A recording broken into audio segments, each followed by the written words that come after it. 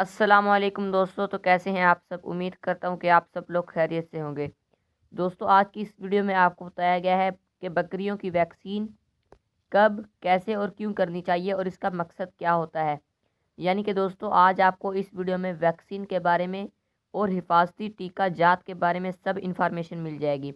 उससे पहले अगर आपने हमारे यूट्यूब चैनल खिदमत गोट फार्म यूट्यूब चैनल को सब्सक्राइब नहीं किया तो अभी सब्सक्राइब कर लीजिए। और अगर आप फेसबुक पर हमारी वीडियोस को देखते हैं तो हमारे फेसबुक पेज और फेसबुक ग्रुप को भी लाइक कीजिए। वहाँ पर भी हम बहुत ही हेल्पफुल वीडियोस अपलोड करते रहते हैं। दोस्तों, आज हमने इंटरव्यू लिया है डॉक्टर आशिक तूर साहब का, जिन्होंने हमें वैक्सीन के बारे में बहुत कुछ बताया है कि वैक्सीन कब, कैसे और क्यों करनी चाहिए और इसका मकसद क्या होता है। तो दोस्तों, अगर आप इनसे कांटेक्ट करना चाहते हैं या कोई बात पूछना चाहते हैं तो वीडियो के दरमियान में और आखिर में इनका फ़ोन नंबर आपको दे दिया गया है। अगर आप चाहें तो फ़ोन पर रब्ता कर सकते हैं। तो दोस्तों, आइए अब इस हेल्पफुल वीडियो को देख लेते हैं। डॉक्टर मोहम्मद आशिक, हुज़ैफ़ा वेटरनरी क्लिनिक, थम्मर वाली। आज मैं अपने व्यूवर्स को गोट की वैक्सीन के बारे में, गोट में बकरियों में अफासी टीकों की अफादियत और वैक्सीन होती क्या है, अफासी टीके होते क्या हैं, उसके बारे में आपको आगाह करूँगा। तो और कौन कौन से महीनों में कौन सी वैक्सीन हम लगा सकते हैं या करवानी चाहिए, ज़रूरी है, तो इससे भी आपको आगाह किया जाएगा। अच्छा, सबसे पहले तो फांसी टीका जात होते क्या हैं।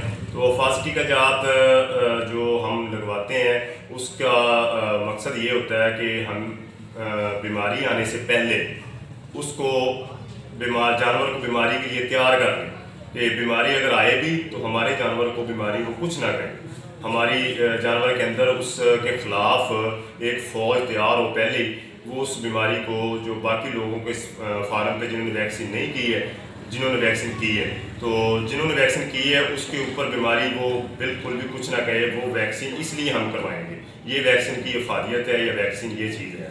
तो अब मैं आपको बताऊंगा कि किस महीने में कौन सी वैक्सीन करनी चाहिए। तो सबसे पहले हम जो जनवरी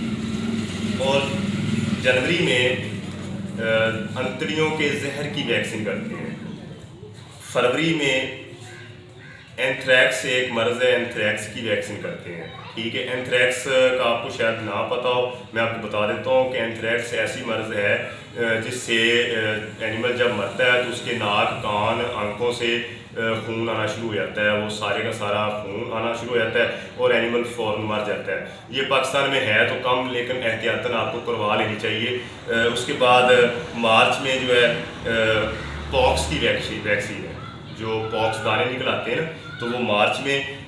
उसके बाद जो फुट एंड माउथ डिजीज़ है, मुंह खुर की बीमारी, वो अप्रैल में। और उसके बाद नमूनिया की वैक्सीन जो है वो मई में।